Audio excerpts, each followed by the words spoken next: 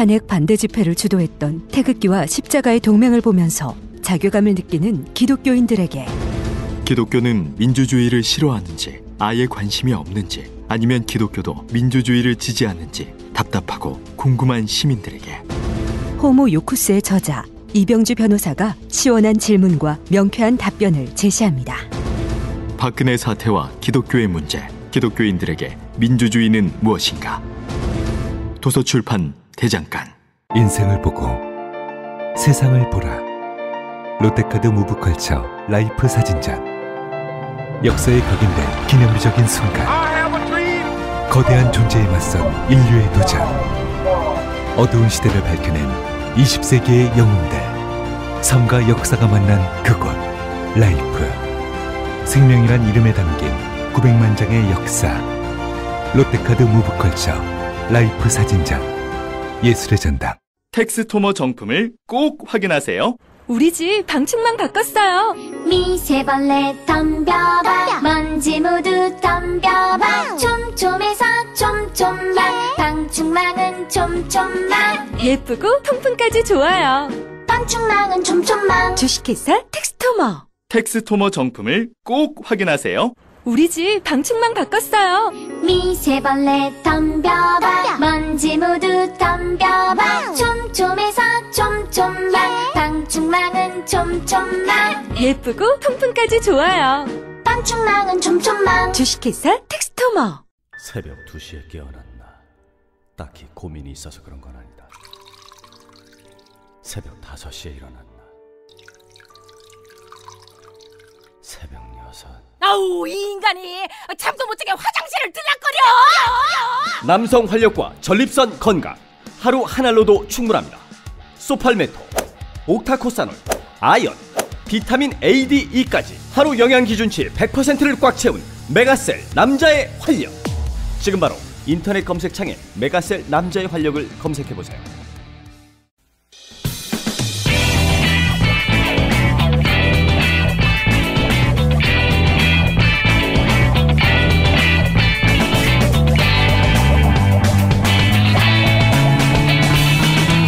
김어준의 뉴스공장. 네, 내부자들이 마무리가 안 돼도 항상 끝내왔는데, 네, 오늘은 두 분 다 꼭 했어야 하는 얘기를 못했다고 해서 3분만 드리고 내부자들을 잠시 이어가겠습니다. 안민석 의원님과 김성태 의원님. 김성태 의원님이 이야기를 하시다가 중요한 이야기인데 마무리 못했다고. 제가 마지막 질문은 홍준표 대표와 정우택 원내대표 간에 좀 갈등이 있는 것 같은데 이거 어떻게 정리해야 되냐고. 예. 자유한국당은 이제 야당입니다. 제1야당으로서 살기 위해서라도 변화되어야 되는 것이고, 그렇기 때문에 여야 관계도 과거에 우리가 민주당의 야당 정치를 신랄하게 공격한 적이 있었습니다. 지금 우리가 야당 되었다고 해가지고 그 방식 그대로 지금 우리가 야당 정치에 한다는 것은 국민 정서에 맞지 않아요. 그렇기 때문에 이번에는 홍준표 당대표도 이제 지금까지의 독단적인 때로는 가한 발언이나 또 당이 전체 하나로 끌어갈 수 있는 그런 어려움을 야기시킬 수 있는 발언도 많이 했습니다만은 그렇지만은 지금은 여야 관계를 통해서 추경 문제라든지 또 장관 청문회 문제라든지 정부 조직 개편 법안 이런 문제는 조속하게 처리하고 넘어가는 거 맞아요. 그 부분에 많이 잘못이 발생된다면은 홍준표 대표 말대로 그거는 문재인 정권이 또 책임을 져야 되는 것이고, 그렇기 때문에 지금은 홍준표 당대표의 그런 이번 전당대회를 치르고 난 우리 당원들의 뜻을 아마 가지고 본인이 일성을 날린 것 같은데 그 입장이 상당히 존중될 필요는 저는 있다고 봅니다. 정우택 원내대표가 지금 홍준표 대표가 뭘 모르는 것 같다고 하는 거는 그 말이 아니라 홍준표 대표 주장이 맞고 거기 힘을 실어줘야 된다는 게 의원님 생각이신 거네요. 말하자면. 아무래도 이제 당 대표와 원내 대표 간에 특히 홍준표 대표는 원외입니다. 지금 현역 그렇죠. 의원이 아니에요. 예. 현역 의원도 아닌 상태에서 당대표를 맡고 있기 때문에 특히 원내에서 교섭단체 간에 지금 현재 협상이 잘 이루어지지 않고 국회 의사 일정이 제대로 굴러가지 않고 국회에 또 이렇게 넘어온 의사 일정들이 해소가 되지 않고 있죠. 이 부분에 대해서는 그래도 정우택 대표가 잘 알고 있습니다만은 그래도 전당대회를 치르면서 국민들과 당원들의 뜻을 가장 근접하게 받은 사람의 뜻이 홍준표 대표의 뜻이니까 예. 당분간은 이분의 뜻을 존중하는 것도 우리 당이 뭐 크게 발전하는데 도움이 되리라고 김성태 봅니다. 의원님의 저 말씀 굉장히 중요하고 의미심장한 이야기인데요. 제가 볼 때는 정우택 원내대표는 친박을 향한 정치를 하는 것이고요. 지금 홍준표 당대표가 말씀하시는 거는 국민들을 향한 지금 정치를 하고 있다 저는 봐요. 그래서 지금 김성태 의원님이 결국에는 홍준표 당대표의 손을 들어준 거거든요. 그래서 지금 정치적으로 중간 지대에 있는 김성태 의원님 또 야당의 아주 핵심 중진이지 않습니까? 지금 뭐 그동안 오갈 데 없이 그런 실선이 됐지만요. 근데 지금 시점에서 홍준표 당대표의 손을 들어준 김성태 의원님의 저 판단은 저는 굉장히 정확한 그리고 앞으로도 후회 없을 그런 판단이라고 보고요. 이왕이면은 권력 있는데 힘을 권력 있는데 줄을 서세요. 아니 뭐 홍준표 대표가 무슨 권력입니까? 이게 왜냐하면 뭐 지금 국가 권력을 가졌습니까? 뭐 안 그러면은 지금 현재 공천권을 당상 행사할 수 있는 총선의 대표입니까? 기본적으로 친박과 홍준표의 싸움이거든요. 그래서 1라운드에서는 당대표 당선으로 홍준표가 압승을 하지 않았습니까? 2라운드 싸움 남은 것은 지방선거 공천권 싸움이 남아있거든요. 그래서 홍준표는 지금 당대표로서 우월한 위치에 있을 수밖에 없어요. 물론 친박의 반격도 만만치 않지만요. 국민들의 이미 친박을 거의 내팽개친 그런 상태지 않습니까? 그래서 가능하면 홍준표 대표가 국민 쪽으로 지금 이동하고 있는 모습은 오히려 저희 여당으로서도 좀 긴장감 느끼고 좀 바람직한 1년 거죠. 후에 지방선거를 바라보고 당권인 쪽으로 줄을 서야 한다는 거죠? 저는 지금 뭐 그 무질도사께서 좀 웬 뜬금없는 말씀이시고 자유한국당이 아직 야당으로서의 준비나 자세가 덜 됐어요. 더군다나 야당은 사실상 국민의 지지를 먹고 사는 정당입니다. 지금 국민의 지지와 국민의 신뢰가 존재하지 않는 그런 정당에서 아직 야당이 야당답게 제대로 역할을 하려면은 국민적 지지를 신뢰를 이끌어내야 돼요. 그렇지만은 한마디로 오늘 아침에 김성태, 홍준표 당대표 손들어 주다 그거 아닙니까? 그런데 그렇죠. 지금 자유한국당의 현실은 제목이 나왔으니까 이제 끝내죠 이제. 그래서 우리가 지금 현재 최소한의 어떤 견제와 비판의 역할도 국민들을 대표해서 대신해서 할 수 없는 상태에서 우리가 선택과 집중을 한다면은 무조건적인 반대는 국민의 뜻이 아니다. 그렇기 때문에 제1야당으로서 비록 민주당의 일인 과거에 볼썽사로운 이런 정치 행태를 우리가 답습할 필요는 없다 봐요. 그래서 홍준표 맞고 정우택 틀리다 그거 아닙니까? 이번 측면에서는 홍준표는 가장 뜨끈뜨끈하게 국민의 뜻을 대변했다고 봅니다. 해방 이후 처음으로 홍준표 대표가 제대로 된 지금 판단하고 있는 것 같아요. 지금 안민석 의원 뭐 오늘 정도 절하고 아마 다음 방송부터는 또 홍준표 대표에 대해서 아마 신랄한 공격이 더 바로 이어질 겁니다. 앞으로 지켜봐야죠. 알겠습니다. 김성태, 홍준표 줄 서다라고 제목을 정하고. 그렇게 또 이 방송의 문제가 이거예요. 더불어민주당의 안민석 의원 그리고 빨리 마칩시다. 자유한국당의 김성태 의원이었습니다. 감사합니다. 그렇게 방송을 마무리하면 안 되는데 참.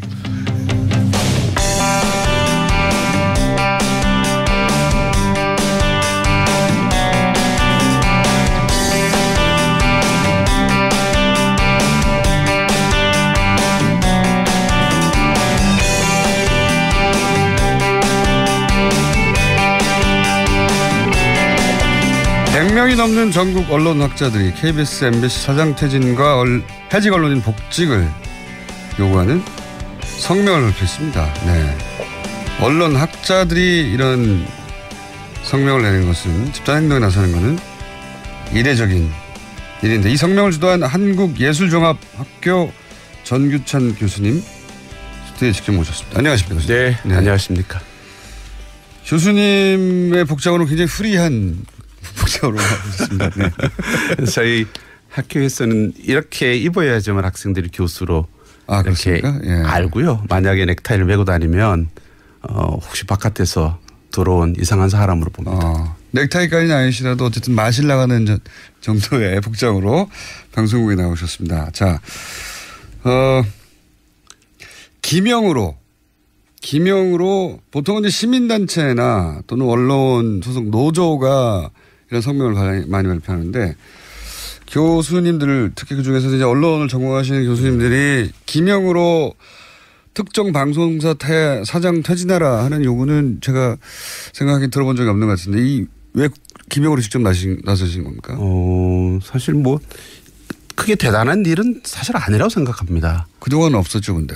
예, 네. 좀 이름을 내걸었지만 뭐 거룩한 말들, 뭐 원론적인 이야기들 할 때는 그렇죠. 이름을 이제 좀 싫었죠. 네. 그러나 누굴 콕 찍어서 나가라든지 네. 또 이름을 거명하면서 들어오라라고 했을 때 이름을 건다는 건 좀 부담이 됐던 모양이에요. 그래서 이제 조금 더 많은 분들이 참여할 수 있었을 텐데 인원이 그래도 한 125명 된다는 그런 부담도 있었지 않나는 생각은 듭니다만. 언론학자들의 기명으로 특정 사장을 퇴출시키는 성명에 동참한 핵심적인 이유가 뭡니까? 간단하게 촛불의 명령을 따르는 거고요.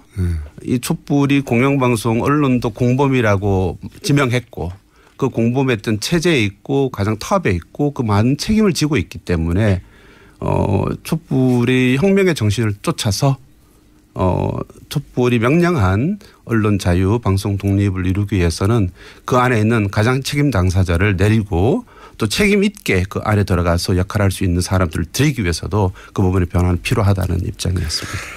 그런데 이제 법적으로 보자면 이분들의 임기가 보장된 MBC 사장 같은 경우에는 제가 알기로는 거의 3년 가까이 남아 있고요. 네. 그렇죠. 법적으로는 임기가 보장됐는데 구체적으로 위법한 사항이 뭐 형사적으로든 민사적으로 확실하게 드러나지 않은 상황에서 물러나라고 하는 것은 부당하다고 얘기하지 않겠습니까? 당사자들은?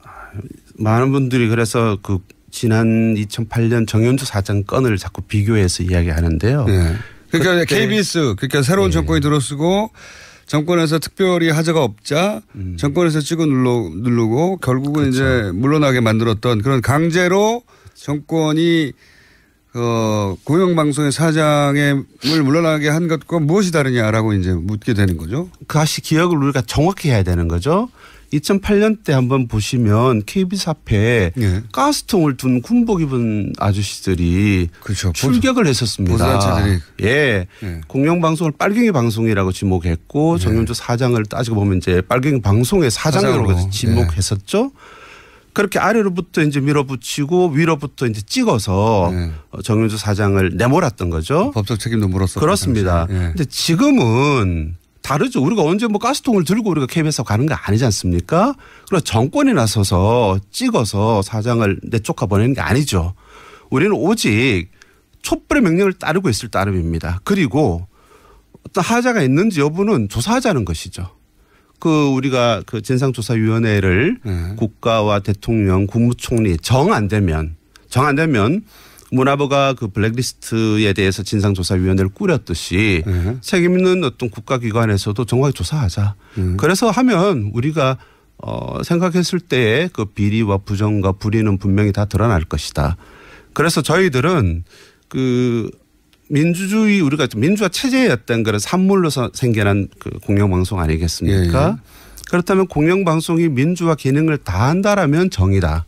근데 그에 반역하여 민주화, 한국 민주주의를 해친다면 그건 불이다. 저희들은 헌법 정신을 내세우는 거죠. 헌법 정신에는 그 불의에 한거한 4.19 어떤 그 민주 이념을 계승한다라고 돼 있다는 거죠. 그렇게 본다라면 공영방송의 정신을 지키고 했던 케이스를 내려오려고 하는 것은 불이지만 그 민주화 정신을 계승해야 될 공영방송을 오히려 민주공화제의 어떤 반역의 기관으로 만들어낸 주장에 대해서는 논리를 책임을 물어야 된다라는 생각입니다. 그건 논리는 알겠고요. 그러니까 민주화 기본 원리에 반하는 그런 결정이나 혹은 방송이나 혹은 뭐 증권가의 결탁이나 이런 정권가의 결탁이나 이런 게 있었다라고 보시는 건데 좀 더 구체적으로 그러면 이 사장들이 물러나야 하는 이유는 뭐라고 생각하길래 언론학자들이 나서신 겁니까? 그러니까 좀 더 구체적으로 이런 사건들 뭐 이런 사례들이 있지 않냐.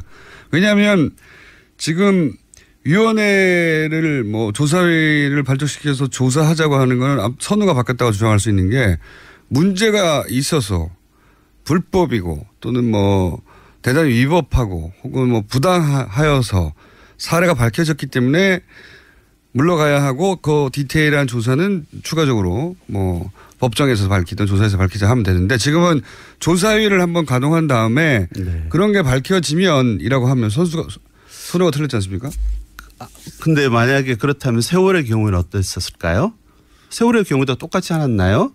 국가가 모든 것들을 감추고 드러내지 않아서 많은 의혹과 의문이 제기가 됐고 그 유감이 촛불로 폭발해서 그 상세한 내용들을 알아보자라고 하는 그러니까 국가의 책임 있는 태도가 이제 나타나기 시작한 거죠.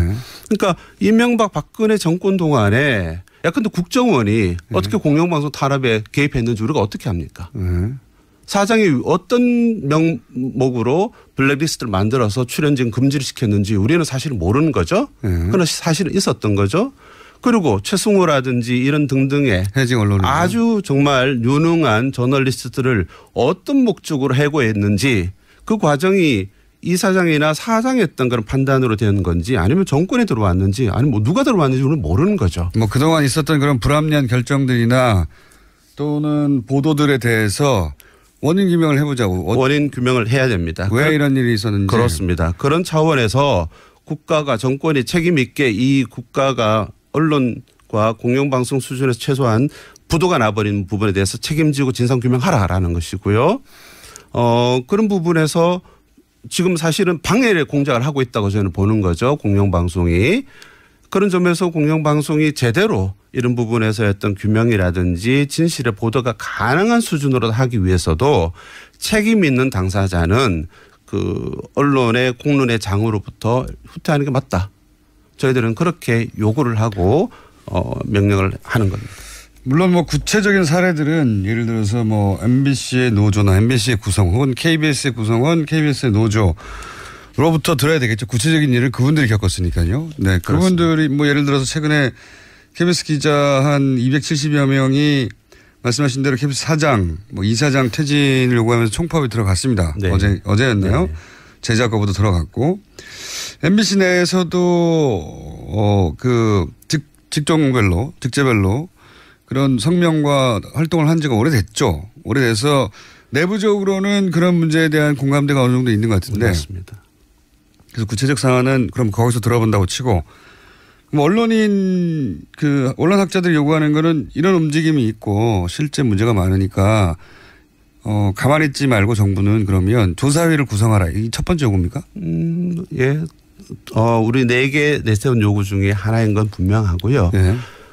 이 싸움을 언론사 공영방송 내에 있는 사람들에게 국한시키거나 그렇게 전부 다 맡기지 않겠다라는 단호한 결심입니다. 그러니까 그들끼리만 싸우고 잘 안 알려지고 있는데 완전 고립되어 있는 거죠. 밖에 있는 같은 영역의 전문가인 우리가 네. 좀 더 자유로운 우리가 이분들을 도와줘야 되겠다. 아닙니다. 아닙니까? KBS, MBC 이사장, 네. 박문진 이사장 공영방송의 가장 중요한 기관에 언론학자들이 참여했었죠. 예. 그 책임을 우리는 스스로 물은 겁니다. 우리도 참여했었는데. 그렇습니다. 우리 분야도 우리 학자들도 거기 참여했는데. 그러니까 공영방송이 지금처럼 이렇게 몰락 개판이 된 데는 네. 단순히 그들의 탓만이 아니라 그걸 방임하고 방조하고 심지어는 참여해서 정책적으로나 혹은 인적으로 참여해서 이렇게 만드는 우리의 책임도 있다는 걸 분명히 묻는다. 그렇다면 현 사태를 개선하는 것도 우리의 책임이다. 언론학자들이. 이렇게 저희의 네. 자책을 하는 것이고요. 그러니까 이게 이제 관찰하다 보니 그런 문제가 있어서 개입하는 게 아니라 네. 이거 언론학자 우리들의 문제이기도 하다. 그렇습니다. 이건 그래서 일종의 자체 고발이고요. 네. 그래서 실명으로 우리 안에 또 적폐가 있었다라는 것을 내세우는 것까지는 저희가 용기 있게 용감하게 하지는 못했죠. 더 우리 많은 언론학자들 중에 누구누구도 문제 있는 거 아니냐. 우리끼리도 자성해야 된다.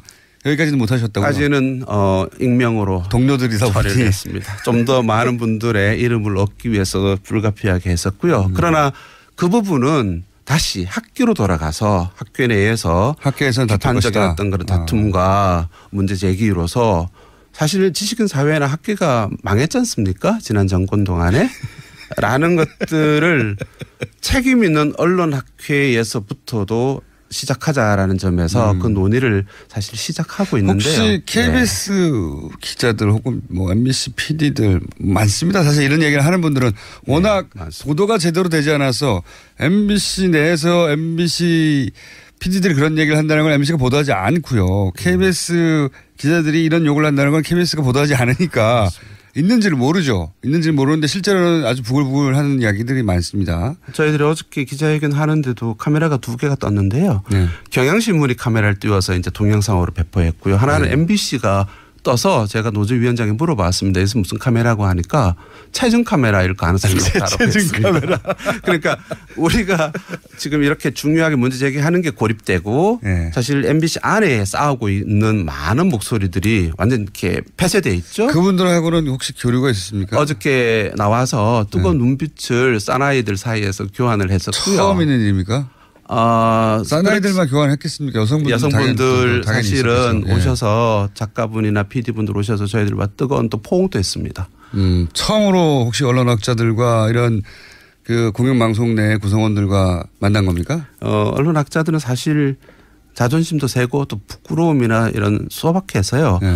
이렇게 서명은 하지만 직접 가서 하진 직접 나서 이렇게 하긴 되게 어려워서 의외네요, 그것도. 예, 그래서 직접 그 걸음을 했고 많은 분들 MBC 그렇게 기괴하게 큰 거 처음 봤다라고 하신 분들조차 있었습니다. 그 방송국이 상암에. 이사 가고 나서 그 MBC를 처음 가보면 언론학자들이 현장에 가보셔야죠. 하나는 뭐 수치감이고 하나는 불쾌감이고 하나는 거리감들이 있어서. 우리는 학자니까 이런 것도 있군요. 또 꼴보기 싫었던 측면도 아니겠습니까? 싫었던 측면도 있고. 이런 언론학자들이 나서서 공영방송에 공개적으로 문제 제기를 하는 것은 내부적으로 힘들게 싸우시는 이 구성원들한테는 큰 힘이 되겠네요. 예, 말씀드렸다시피 뭐 저희 뭐 언론 등상에 있는 활동가 입장에서 자주 봤던 표정과 어제 몇 분 아니지만 125명 이름으로 학계 이름으로 왔을 때 그분들 대하는 표정은 정말 달랐습니다. 학자들이 이런 자리를 오히려 찾아가서 기자들과 구성원 PD들과 여기서는 학문적인 관점에서의 관점도 그 이론도 논리도 제공하고 그쪽에서는 절박한 상황에 대한 구체적인 사례들도 학자들에게 전달하는 만남의 장이 더 있어야 되지 않을까요? 그래서 제가 이야기할 때 부끄럽다고 말씀드렸고요. 그동안 그렇게 못했던 게? 뭐 개인적으로는 인정 안 하고 싶습니다만 다수의 주류 언론학자들은 권력의 주구였다. 권력의 핵심이었다. 그렇기 때문에 현실의 사정을 청취하기는커녕 오히려 조장한 책임이 있다. 그래서 걸음을 계속하고 이 부분에 대해서 당신들이 책임져라라고 하는 강한 질책과 비판의 목소리들을 안팎에서 많이 제기할 필요가 있습니다. 저희도 사실은 뭐 라디오 방송을 하고 있기 때문에 이 KBS나 MBC 방송의 내부 동향이나 혹은 그 뭐 해고되신 분들이나 혹은 그들의 느끼는 문제의식에 대해서 관심이 많아요. 그러실 것 같습니다. 관심이 많은데 이분들 인터뷰하는 게 그렇게 녹록하지 않습니다. 쉽지가. 왜냐하면 그분들을 인터뷰하는 순간 그분들은 또 사내에서 한편으로는 그런 주장을 하는 시민이기도 하지만 또 한편으로는 직장인이잖아요. 직장인으로서는 바로 불이익을 당하거든요. 맞습니다. 하기가 쉽지 않아서 이 문제를 다루기가 쉽지 않습니다, 사실. 사실은 뭐 최승호나 이런 관록에 있는 선수들이야 놔둬도 지들이 알아서 이제 싸워갈 텐데 그 어린 친구들 이 스스로 양심에 따라서 움직이는 친구들은 정말 보호가 필요합니다. 제가 이 행동을 시작하게 된 거는 MBC의 가장 그 말단 그 기자가 있었습니다. 실명을 밝혀도 될지 모르겠는데요. 밝히시죠, 뭐. 예, 곽동건 기자가 그 공채의 마지막 기수인데요. 보도국에 그 이제 들어간 친구들과 함께 이 투쟁에 가담을 했습니다. 내가 알고 들어왔던 MBC가 아니다. 뭐 이런 거죠. 그렇겠죠 아마도. 더 이상의 수치와 모멸, 환멸은 거부한다. 그래서 사실은 그 친구가 이제 저희가 제 학교에서 직접 가르친 친구는 아니지만 언론학자라서 언론학을 공부해서 공영방송에서 한국 민주주의, 언론 민주주의를 책임지겠다고 들어간 친구들이죠. 그런 친구들에게 우리가 힘을 보태는 것은 물론이고 우리가 책임을 져야 된다는 거고요. 그 친구들이 사실 제가 동거나 선생들도 나간다. 버텨라.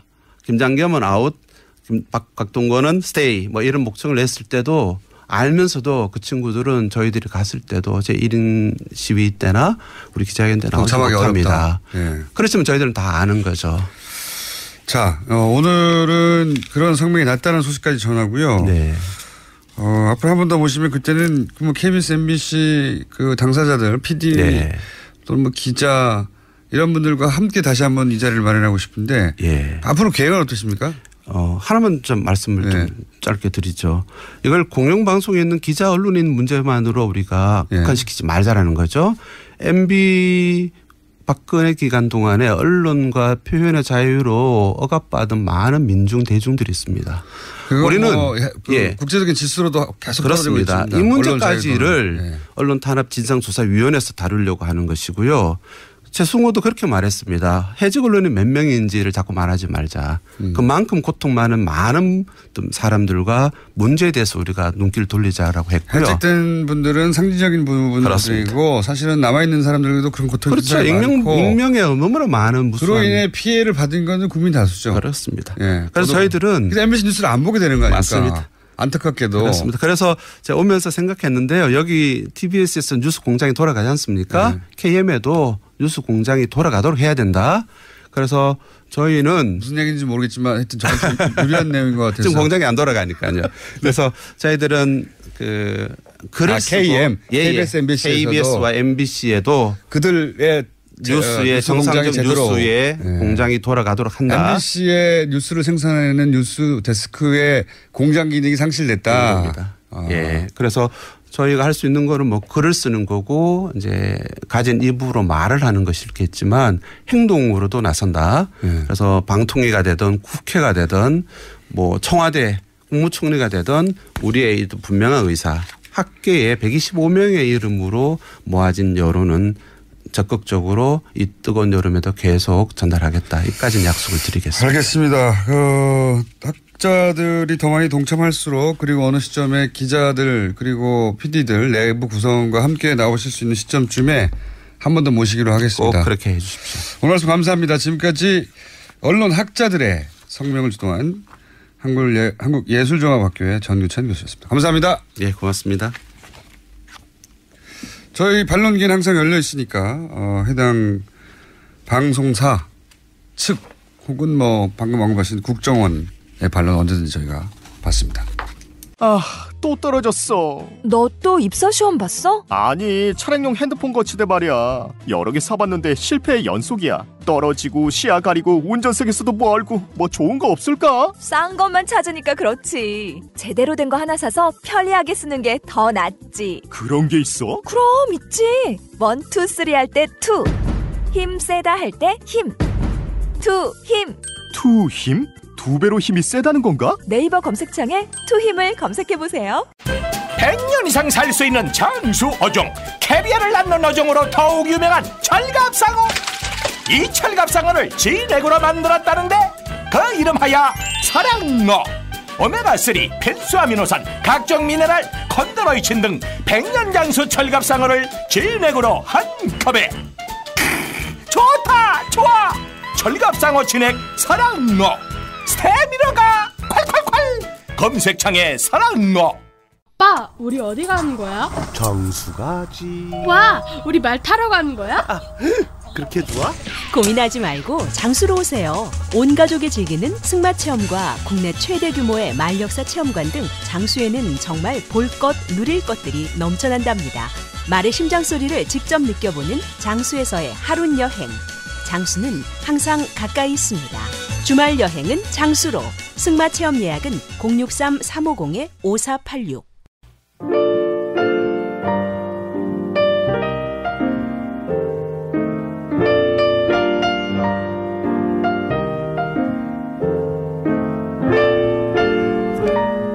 불친절한 AS. 오늘도 누가 누구 멀리서 듣나 많이 왔습니다. 아프리카 출장 왔는데 7시간 시차인데 매일 뉴스공장을 청취하고 있습니다. 네, 뉴스공장 때문에 데이터 로밍을 이용했어요. 잘하셨습니다. 어차피 메일 막혀서 교통정보 따윈 필요 없다. 자카르타에서 듣고 있습니다. 어차피 오늘도 막히겠지. 자카르타고요. 시애틀 우체부입니다. 라고 권종상 씨가 이름을 밝히면서 본인 사진을 보내오셨는데 이번에 안민석 의원이 미국 방문했을 때 같이 찍은 사진이라고 사진까지 보내셨는데 굳이 사진까지 보내주시지 않으셔도 됩니다. 연애와 국제정치 한번 해주세요.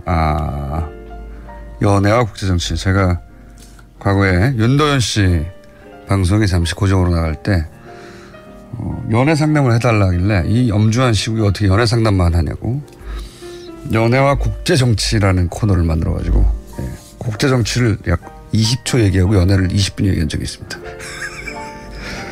재밌었었나 보네요. 예. 언제 한번 단발성을 한번 해보겠습니다. 자, 여기까지 하겠습니다.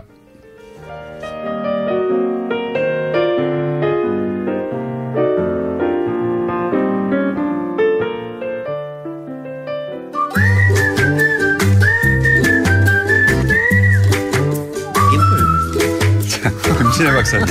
오늘은 평소보다 조금 시간이 길다고 제가 그랬더니 뭐가 기냐고. 길게 김원준 공장장께서 이렇게 말씀을 조금 덜 하시면 길어지지요. 네, 제가 가능하면 참아보겠습니다 오늘은. 네. 그러면 재미가 없죠. 아니 제일 많이 듣는 멘션 중에 하나가 김원준 공장장 좀 그만 얘기하라. 김진애 얘기 좀 듣자. 저는 모든 코너에서 그 말을 듣습니다. 그런데 그거 빠지면은 김원준이 아니죠. 그거는 뉴스공장 재미없어요. 그럼요. 네.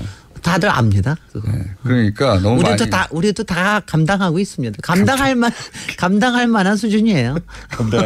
참을만하다. 네. 자, 김진애 박사님이 참을만하다고 하시니까 이 코너에서 김원준 너 입 좀 다물어라 하는 이야기는 계속 해주세요. 그래도 각자 하고 싶은 얘기 하는 거죠. 뭐 청취자들도.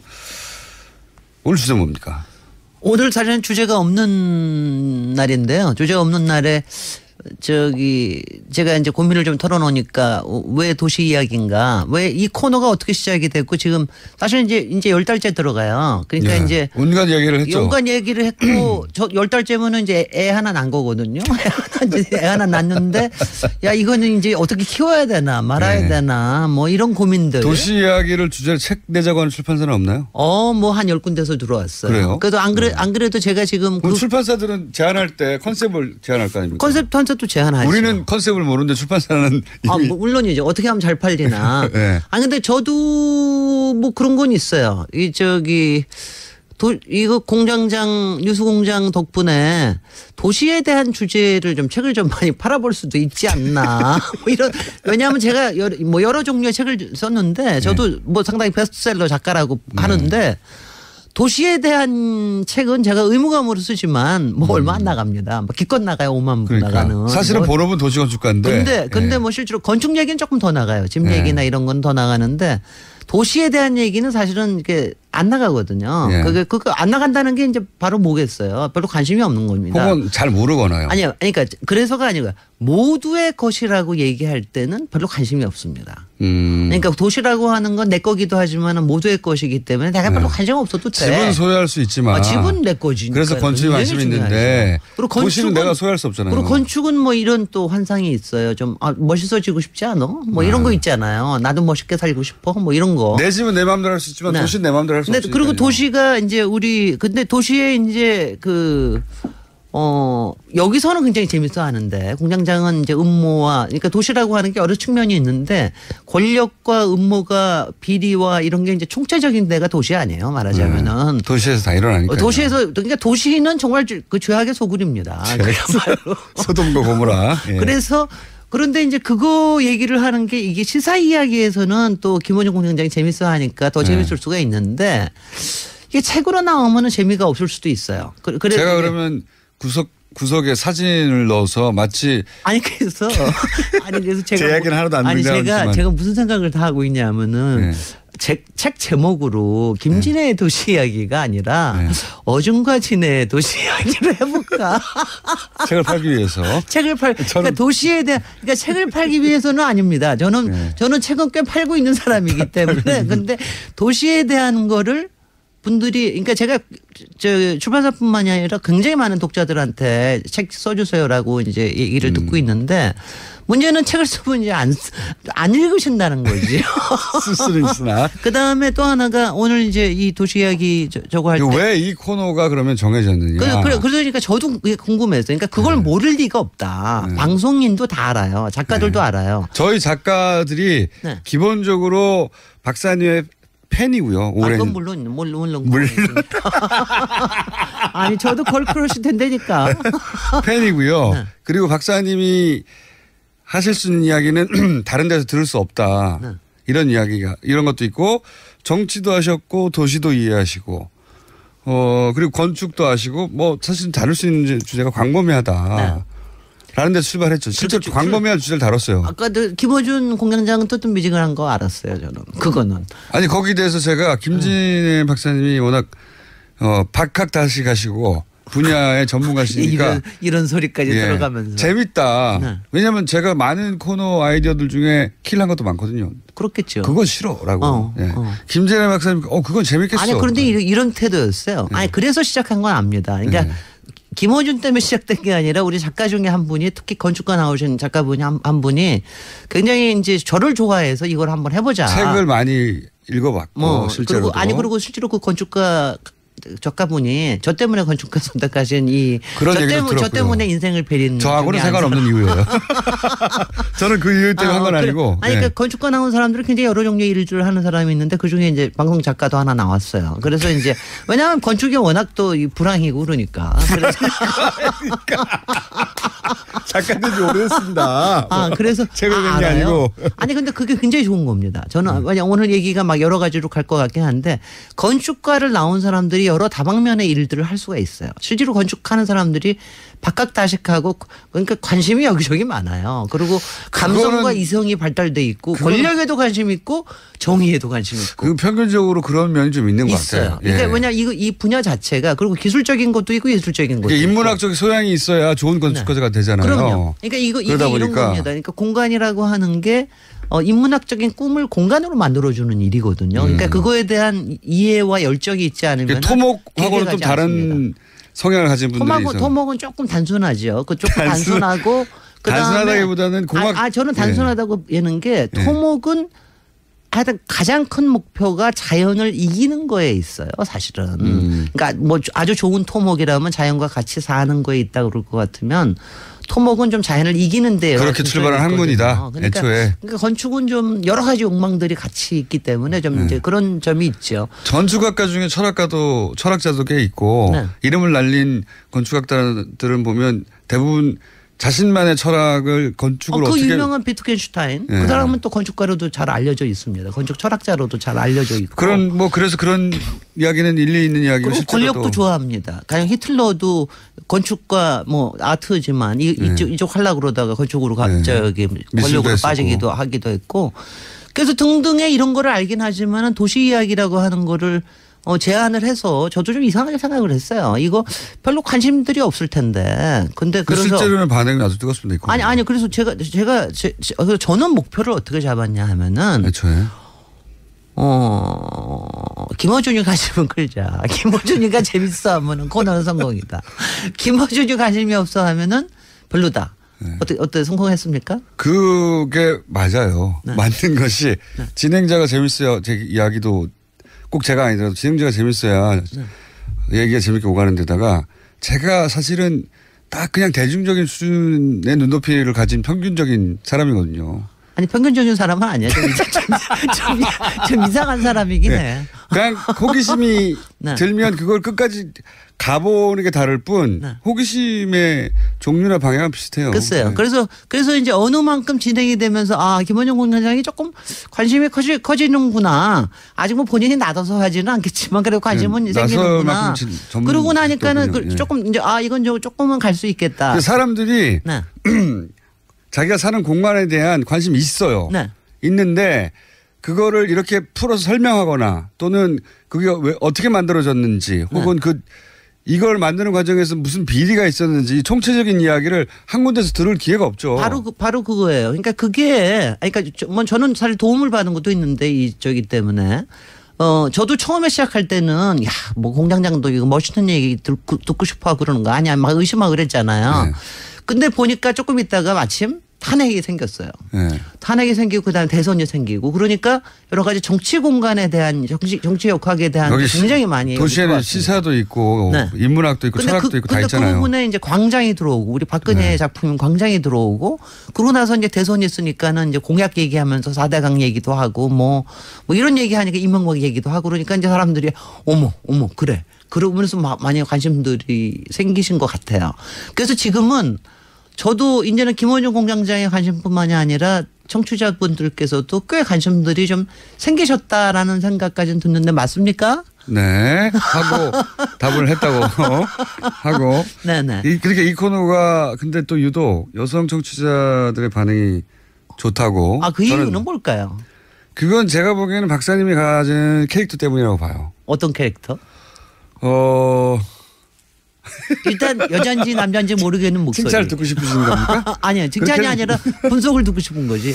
그 평범하지 않은 이상한 분석.